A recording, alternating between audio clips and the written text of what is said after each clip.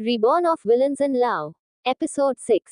सुबह का वक्त, मृत्युंजय का मेंशन द फायर विलर।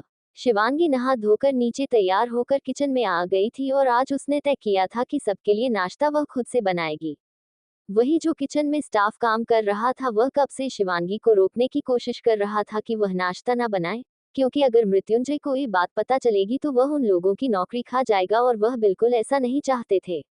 तभी किचन में योगिता आए और जब उन्होंने शिवांगी को नाश्ता प्रिपेयर करते हुए देखा तो वह बोली, अरे शिवांगी बेटा, तुम क्यों नाश्ता बना रही हो, नौकर है तो सही।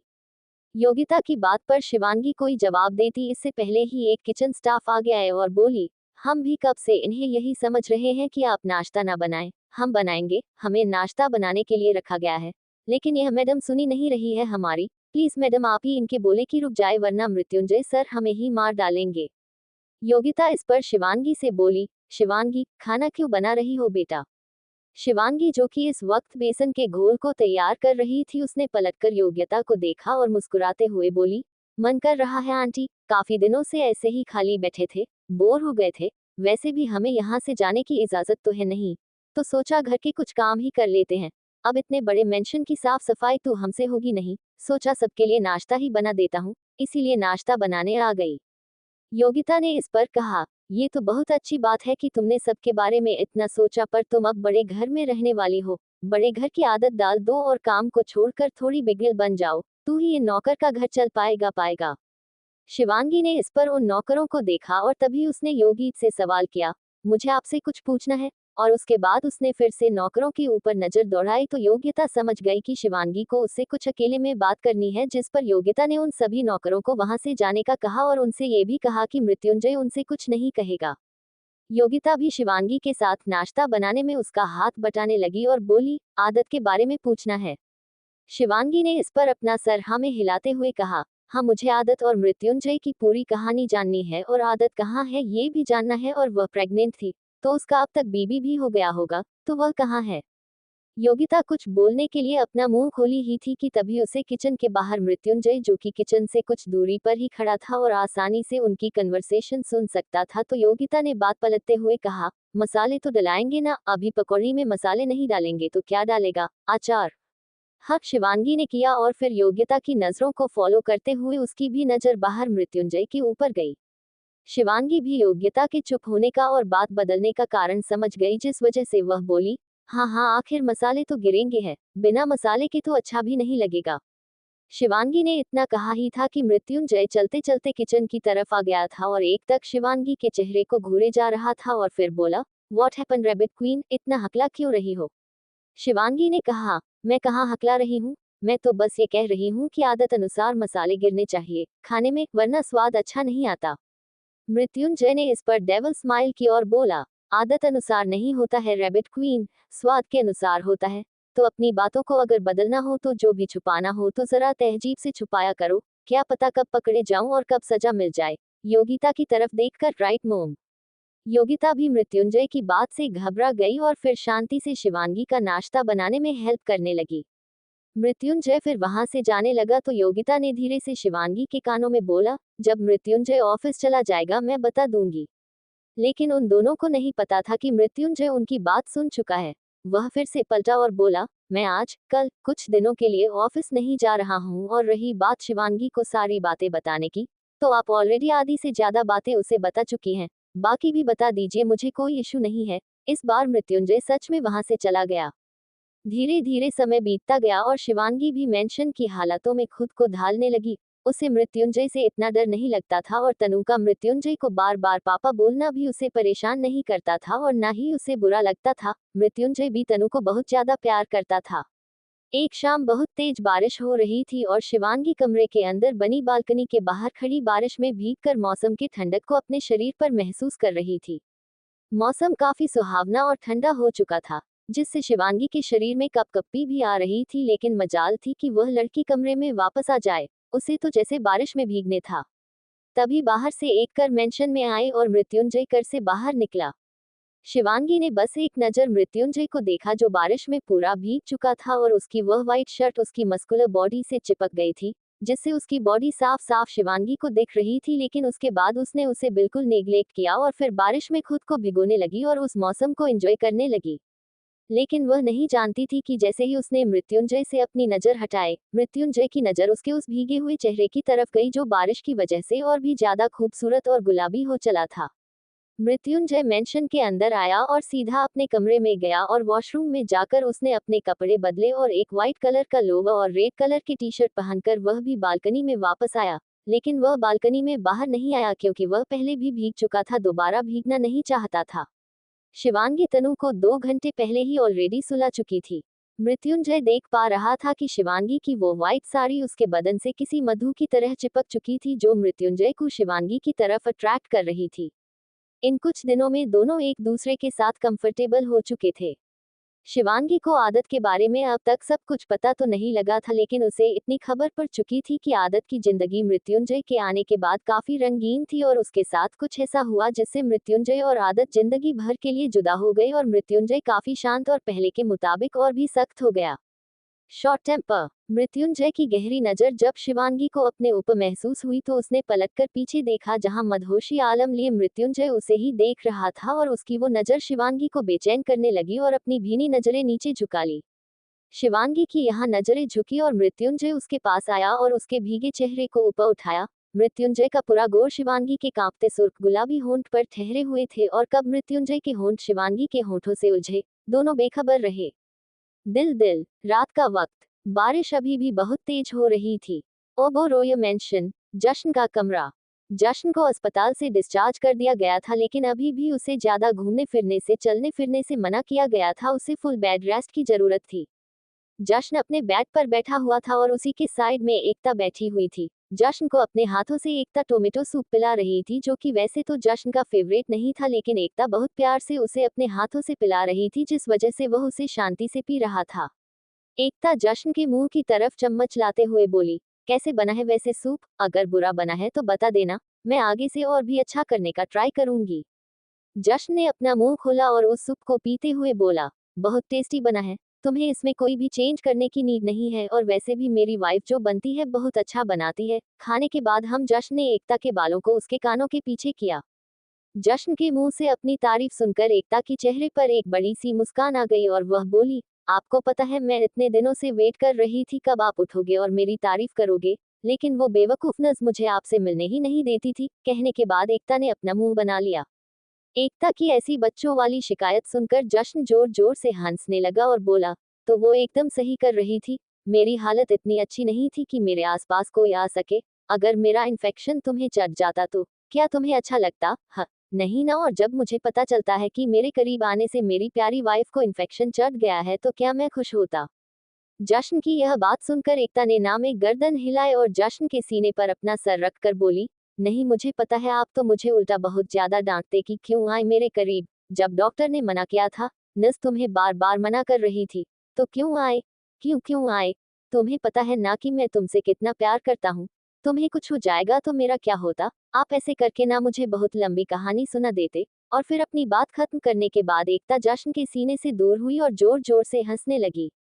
एकता की हंसी बहुत ज्यादा प्यारी थी, जिसे देखकर जश्न हमेशा अपनी आधी से ज्यादा तकलीफ भूल जाया करता था।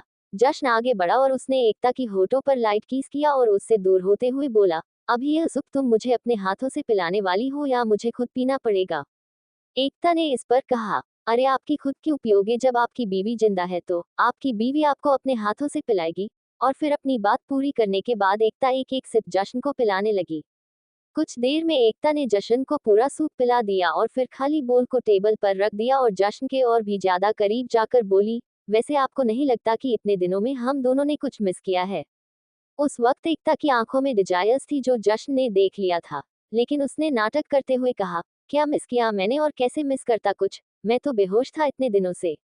एकता ने जश्न के कॉलर को पकड़कर उसके चेहरे को अपने चेहरे के करीब करते हुए कहा, सब समझती हूँ मिस्टर जश्न ओबरॉय, बस शांति से यह बोलिए कि फिलहाल आपको मेरे करीब आना नहीं है, मैं चली जाऊंगी यहाँ से।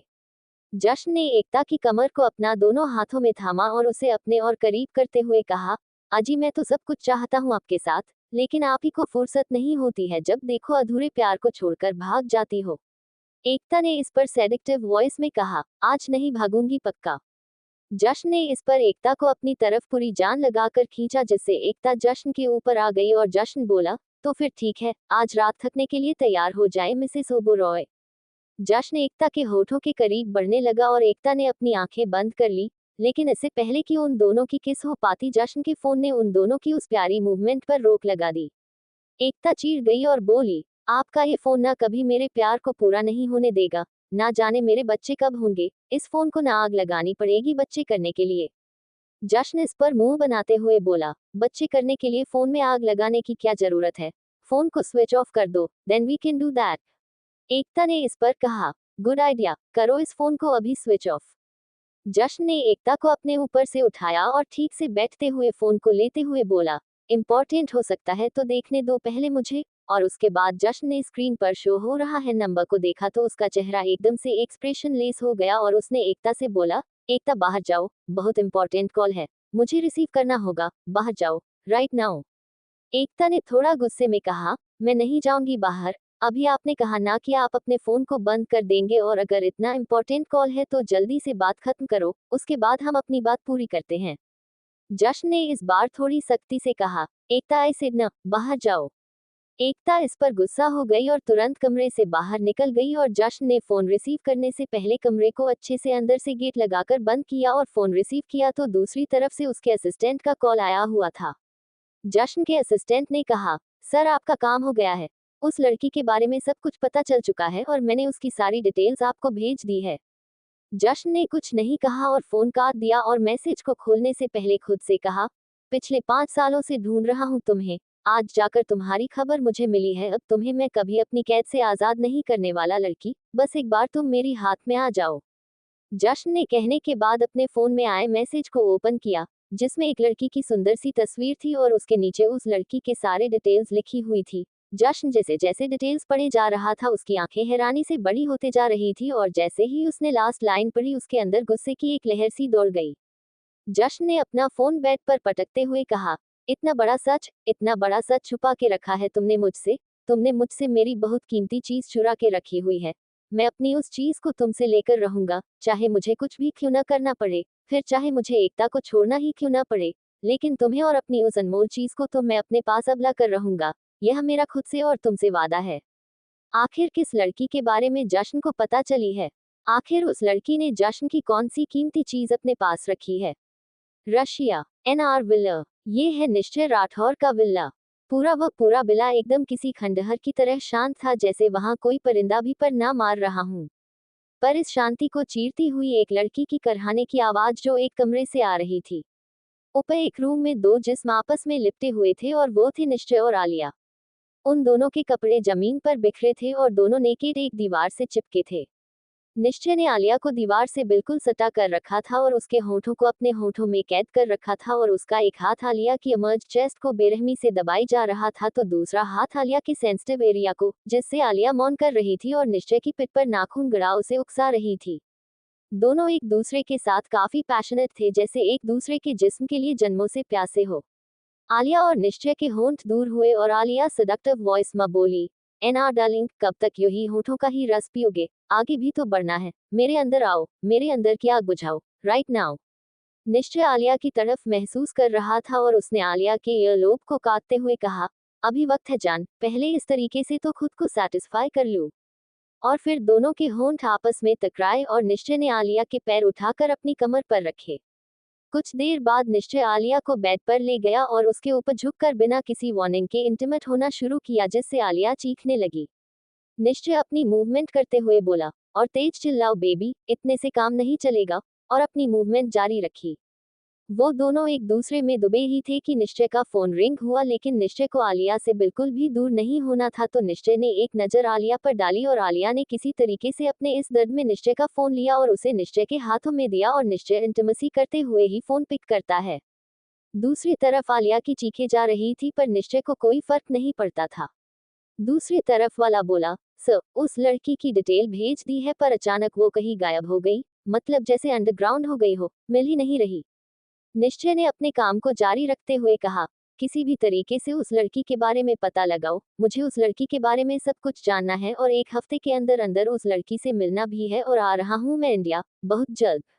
अपनी बात कहने के बाद निश्चय ने फोन रख दिया और फिर से इंटीमेट होने लगा। वही इंडिया में, रूस और इंडिया के टाइम में 2.5 घंटे का फर्क था। इस कारण जहां अभी रूस में दोपहर का वक्त था तो वही इंडिया में शाम हो चुकी थी। मृत्युंजय अपने रूम में था और तनु उसकी गोद में बैठी हुई थी और उसे पूरे दिन की सारी बातें सुनाई जा रही थी और मृत्युंजय शांति से तन्नू की बातें सुन रहा था। तभी कमरे में शिवांगी आए और उन दोनों को देखकर उसे परफेक्ट फादर एंड डॉटर की बॉन्डिंग फील हुई। अनजाने में सही लेकिन एक अनचाही खुशी शिवांगी के चेहरे पर तैर गई। उसको याद आने लगा वह 5 साल पहले वाला दिन जब सुबह वह उस इंसान के साथ इंटीमेट होकर उठी थी तो वह इंसान उसी के बगल में लेटा हुआ था और शिवांगी ने भले ही उसका चेहरा नहीं देखा था और वह उसका चेहरा देखना भी नहीं चाहती थी क्योंकि उसे उसके अस्तित्व तक से घिन होने लगी थी। जब शिवांगी अपने घर पहुंची थी तो उसकी हालत बहुत ज्यादा बेकार थी लेकिन फिर भी उसने किसी तरीके से अपनी उस कंडीशन को अपनी पूरी फैमिली से छुपा लिया था। लेकिन 1 महीने बाद जब अचानक शिवांगी के पीरियड्स मिस हो गए और 10 दिन तक नहीं आए तो उसे बहुत ज्यादा टेंशन होने लगी थी और वह अपने सहेली को लेकर अस्पताल पहुंच गई, जहां उसे तनु के बारे में पता चला कि तनु उसके पेट में है। शिवांगी की हालत ये खबर सुनकर बहुत ज्यादा खराब हो चुकी थी और उसने अबॉर्शन का भी फैसला ले लिया था लेकिन डॉक्टर ने बिना फैमिली के कंसर्न के अबॉर्शन करने से मना कर दिया था। अब शिवांगी के पास उस बच्चों को पालने के अलावा और कोई ऑप्शन नहीं था। शिवांगी चाह कर भी अपनी इस कंडीशन के बारे में अपनी मां को नहीं बता सकती थी।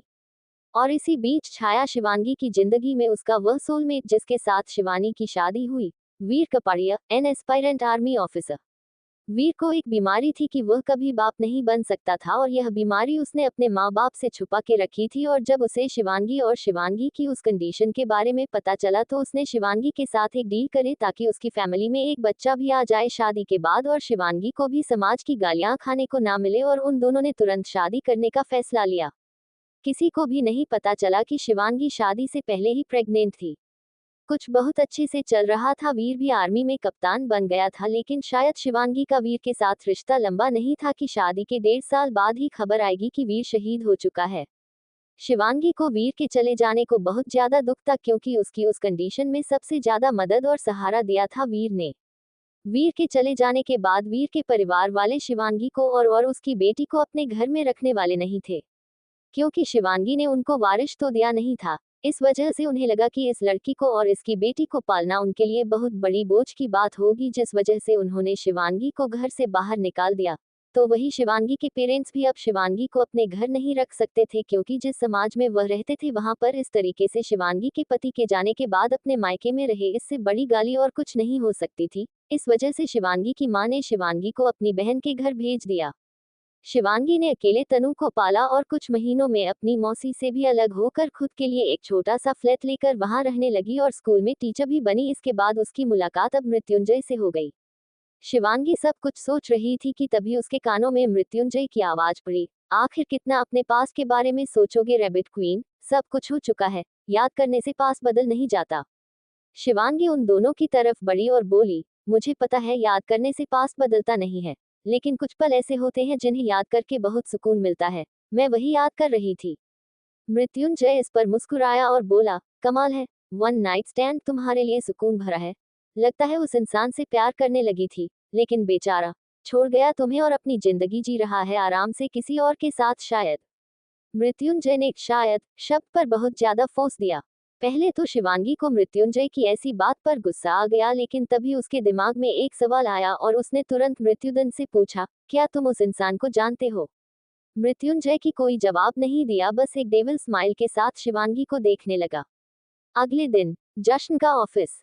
जश्न अपने कैबिन में बैठकर अपना ऑफिस वर्क कंप्लीट कर रहा था कि तभी उसके फोन पर किसी का कॉल आया और उसने उसे तुरंत पिक करते हुए कहा, बोला, क्या हुआ? दूसरी तरफ से कहा, सर ये हमसे नहीं संभल रहा, कुछ कीजिए, बाहर जाने की जिद में है। जश्न इस पर गुस्से से बोला, तुमसे एक इंसान संभाले नहीं जा रहा है और वैसे बातें इतनी बड़ी बड़ी करते हो कि कितनी बड़ी तोप हो तुम। दूसरी तरफ वाला इंसान इस पर खामोश ही रहा, जिस पर जश्न ने कहा, अगर शांत नहीं हो रहा है तो 2 थप्पड़ मार के शांत करो और अगर उससे भी नहीं शांत होता तो उसे वह इंजेक्शन लगा दो, अपने आप शांत हो जाएगा 2 दिन के लिए। इसके बाद जश्न ने फोन काट दिया और फिर उसने अपने असिस्टेंट राघव को बुलाया। राघव, उसको कहीं और शिफ्ट करने की तैयारी करो क्योंकि मृत्युंजय की नज़र हर पल मुझ पर कड़ी होती जा रही है।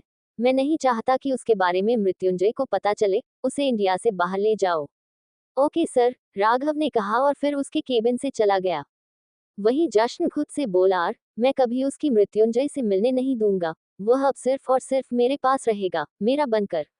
वहीं दूसरी तरफ मृत्युंजय के ऑफिस में मृत्युंजय टीवी पर न्यूज देख रहा था कि तभी उसका असिस्टेंट नील वहां आया और बोला, सर गड़बड़ हो गई है, उनके बारे में जश्न ओबोरॉय को सब कुछ पता चल चुका है। मृत्युंजय ने टीवी ऑफ किया और नील की तरफ देखकर बोला, वही तो मैं चाहता हूँ कि उसे सब कुछ पता चल जाए अपने अतीत के बारे में। पर अफसोस वो जो कुछ चाहता है उसे वह कभी नहीं मिलेगा, क्योंकि उस पर अब मृत्युंजय अग्निवेश का हक है और जिसको मृत्युंजय अपना बनाने की ठान लेता है उसके ऊपर उसका कोई अपना भी नजर नहीं डाल सकता। तो जश्न तो मृत्युंजय का सबसे पुराना दुश्मन है। इस पर नील ने मृत्युंजय से कहा, लेकिन सर अगर उसने किसी भी तरीके से उनको अपने पास कर लिया तो।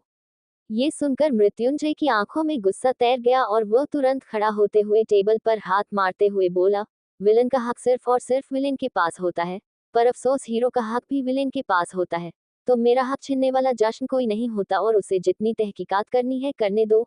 मैं भी चाहता हूँ कि उसे जल्द से जल्द अपने बारे में सब कुछ पता चल जाए और मेरे सामने गिड़गिड़ाए, लेकिन फिर भी यह मृत्युंजय अग्निवेश उसके सामने ना ही तो कभी झुकेगा और ना ही अपना हक उसे देगा। मृत्युंजय की आंखों में इस वक्त बेइंतहा गुस्सा साफ साफ देखा जा सकता था। नील वहां से चला गया और मृत्युंजय ने अपने टेबल पर रखा सारा सामान नीचे फर्श पर गिरते हुए बोला, जश्न, तुमने मुझसे मेरी मोहब्बत छीनी है। मैं तुमसे तुम्हारा वजूद छीन लूंगा। अब तक तुम्हारा पाला गली के कुत्तों से पड़ा है, लेकिन अब तुम्हारा पाला जंगल के शेर से पड़ चुका है और तुम वह डरे हुए हिरन हो जो सिर्फ पीठ के पीछे से वार करना जानता है, लेकिन मैं उन वार करने वालों को अपने सामने भी ला सकता हूँ और उन्हें अपने हाथों से जमीन में गड़ भी सकता हूँ। तुम्हारी उल्टी गिनती तो कब की शुरू हो चुकी है। बस भगवान से प्रार्थना करो कि वह गिनती कभी खत्म ना हो, क्योंकि जिस दिन वह गिनती खत्म हुई तुम इस दुनिया से खत्म हुए। 2 दिन बाद the fire villa.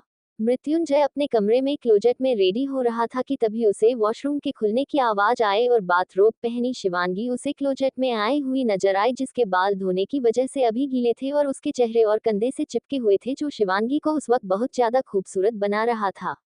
Mrityunjay Shivangi के उन भीगे हुए पलकों, भीगे हुए गाल, भीगे हुए होठों को देखकर उस पर ठहर गया और शिवांगी की ओर बढ़ने लगा। शिवांगी के करीब आने से पहले मृत्युंजय जो अपना बिजनेस ब्लेजर डाला हुआ था उसे भी निकाल कर नीचे जमीन पर पटक दिया, जिससे शिवांगी की नजर उसे पर जाती है और फिर कोई हुए मृत्युंजय को खुद के करीब आते हुए महसूस करती है, जिससे शिवांगी की सांस अटकने लगती है। मृत्युंजय ने शिवांगी के हाथ को पकड़कर उसे क्लोजेट की दीवार से लगाया और उसके चिन्ह को पकड़ते हुए उसे ऊपर उठाते हुए बोला, मुंबई में खूबसूरती का कोई कंपटीशन चल रहा है, जो तुम दिन पर दिन इतनी ज्यादा खूबसूरत होती जा रही हो रैबिट क्वीन। क्या तुम्हें कोई अवार्ड मिलने वाला है जो सोने से जड़ा है?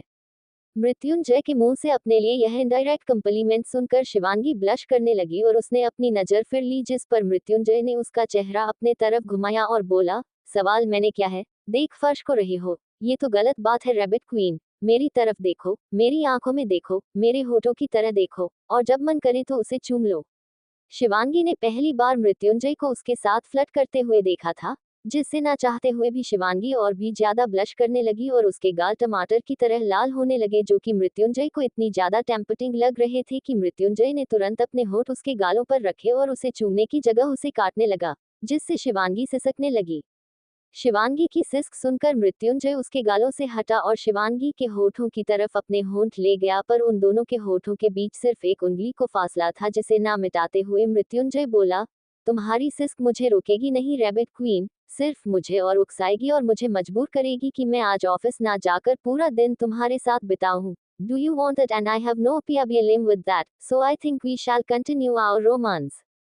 मृत्युंजय खुद से ही सोच लिया कि शिवांगी उसके साथ रोमांस करने के लिए रेडी है और उसने अपने होंठ शिवांगी के होठों पर रख दिए और उसे पैशनेटली किस करने लगा। लेकिन शिवांगी उसके कंधों पर हाथ रखकर उसे पीछे धकेलने की कोशिश करने लगी, जिस पर मृत्युंजय ने अपनी पकड़ उसकी कमर पर कस दी और उसे धीरे धीरे सोफे की तरफ ले गया और उसे उस पर लेटा दिया और खुद उसके ऊपर आकर अपने होंठ उसके होंठ से आजाद किया और बोला, मैं तुमसे दूर नहीं होने वाला रैबिट क्वीन, चाहे तुम कितनी भी कोशिश कर लो। So it's better not to push me anymore and just give your best to me in our love making, and I think we should in T. Mrityunjay अपना शब्द इंटिमेट पूरा कर पाता इससे पहले शिवांगी ने अपने होंठ जाकर मृत्युंजय के होठों पर रखकर उसे शांत कर दिया और दोनों एक दूसरे को किस करने लगे और मृत्युंजय के हाथ शिवांगी के बाथरूम में जा उसके हर बॉडी पार्ट को सेंसिटिवली टच करने लगे। मृत्युंजय अपना शब्द इंटिमेट पूरा कर पाता इससे पहले शिवांगी ने अपने होंठ जाकर मृत्युंजय के होठों पर रखकर उसे शांत कर दिया और दोनों एक दूसरे को किस करने लगे और मृत्युंजय के हाथ शिवांगी के बाथरूम में जा उसके हर बॉडी पार्ट को सेंसिटिवली टच करने लगे। मृत्युंजय का हर टच शिवांगी को बहुत ही ज्यादा अच्छा फील करवा रहा था। मृत्युंजय ने अपना हाथ शिवांगी के बाथरोब से बाहर निकाला और फिर उसके नोट को खोल दिया, जिससे शिवांगी की वह फेयर स्किन मृत्युंजय की आंखों के सामने आ गई। शिवांगी की ये देख सांसें अटक गई और उसने तुरंत मृत्युंजय को अपने सीने से लगा दिया जिससे मुझे उसने नेकेड बॉडी को ना देख पाए। मृत्युंजय ने अपना हाथ आगे बढ़ाया और शिवांगी के उसे बाथरोब को उसकी बॉडी से अलग कर दिया और खुद की शर्ट के बटन खोलने लगा, जो फील कर शिवांगी ने अपनी आंखें कसकर बंद कर ली और धीरे से बोली, मृत्युंजय मैं आदत नहीं हूँ, प्लीज ऐसा कुछ मत करना जो तुम्हें ही आगे चलकर हर्ट करे। आदत का नाम सुनकर मृत्युंजय का चेहरा एकदम से सन पड़ गया और वह शिवांगी से दूर हुआ और उसके चेहरे को अपने हाथों में भरते हुए बोला, you did it very wrong rabbit queen. आदत का नाम लेकर तुमने मुझे वह करने के लिए उकसा दिया जो मैं तुम्हारे साथ नहीं करना चाहता था। मैं तुम्हारे साथ काफी जेंटली पेश चाहता था, लेकिन आदत को याद दिलाकर तुमने मुझे एहसास दिला दिया कि मैं सिर्फ और सिर्फ तनु के लिए तुम्हें यहाँ लेकर आया हूँ और अब तुम्हारी यह बॉडी को मैं प्यार से नहीं बेरहमी से हट करने वाला हूँ। Be ready for pain rabbit queen. Mrityunjay की बात सुनकर शिवांगी बिल्कुल शॉक हो गई और वह धीरे से मृत्युंजय को मना करते हुए बोली, प्लीज मृत्युंजय, प्लीज मुझे हट मत करना, प्लीज प्लीज मैं तुम्हें नहीं सहन कर पाऊंगी, प्लीज मृत्युंजय मुझे हट मत करना, don't do that Mrityunjay please. Shivangi डर से सब कुछ बोल रही थी और मृत्युंजय शिवांगी के जबड़े को कस के पकड़ा और अपने चेहरे के करीब लाते हुए बोला, आदत का नाम लेने से पहले ये सब सोचना चाहिए था रैबिट क्वीन। अगर तुम मुझे आदत के बारे में याद नहीं दिलाती तो शायद मैं तुम्हारे साथ बहुत ही ज्यादा प्यार से भेजा था, लेकिन तुम प्यार डिजर्व करती ही नहीं हो, क्योंकि तुम जैसी लड़कियां सिर्फ और सिर्फ वन नाइट स्टैंड डिजर्व करती हो, जो अपने होश खोकर किसी भी गैर मर्द के साथ सो जाती है। अपने बारे में मृत्युंजय की मुंह से इतना बेकार सुनकर शिवांगी की आंखें भर आए और मृत्युंजय ने शिवांगी की उन्हीं नम आंखों को अपने होठों में भरा और समूच करने लगा, वो भी हार्डली। मृत्युंजय ने अपनी शर्ट को उतार कर फेंका और फिर अपनी पैंट को भी उतरा और बिल्कुल शिवांगी के ऊपर आ गया। शिवांगी की आंखों में डर साफ देखा जा सकता था। शिवांगी की आंखों में डर देखकर मृत्युंजय देविल स्माइल करते हुए बोला, कमाल है रैबिट क्वीन, मैंने तो अभी तक शुरू भी नहीं किया और तुम्हें अभी से दर्द की फीलिंग होने लगे, तो सोचो जैसे ही मैं तुम्हारे अंदर इंटर करूंगा तुम्हारे दर्द से मुझे कितना सुकून मिलेगा। शिवांगी को समझ में नहीं आ रहा था कि मृत्युंजय आखिर उसे किस बात की सजा दे रहा है। शिवांगी धीरे से बोली, किस बात की सजा दे रहे हो तुम मुझे? क्यों तुम मुझे और मेरी बेटी को यहाँ लेकर आए हो? मैं तो तुम्हें जानती तक नहीं, फिर भी तुम अपनी मनमानी चलाकर मुझे अपने पास लेकर आ गए। मैंने कुछ नहीं कहा। जब मुझे तुम्हारे पास के बारे में पता चला तो मैंने एक्सेप्ट कर लिया कि ठीक है तुम तनु के फादर बन सकते हो, लेकिन मेरे साथ इतना गलत क्यों कर रहे हो? वाई? मृत्युंजय अपने दांत पीसते हुए बोला, मुझे धोखा देने की सजा है ये रैबिट क्वीन। शिवांगी को समझ में नहीं आया तो उसने फिर सवाल किया, पर मैंने तुम्हें क्या धोखा दिया? आखिर मुझे मेरी गलती के बारे में बताओ तो सही कि मैंने क्या क्या है। बिना जाने तुम मुझे मेरी परमिशन के बिना ऐसे ही मेरे साथ कोई भी गलत सलूक नहीं कर सकते। मृत्युंजय अपने होंठ शिवांगी के होठों के करीब ले गया और बोला, मैं तुम्हारे साथ कुछ भी कर सकता हूँ रैबिट क्वीन, क्योंकि तुम सिर्फ और सिर्फ मेरी हो, सिर्फ और सिर्फ मृत्युंजय अग्निवेश की, और जो भी तुम्हें मुझसे छीनने के लिए आगे आएगा उसे सिर्फ और सिर्फ मृत्यु मिलेगी और मेरी अग्नि से जलना होगा।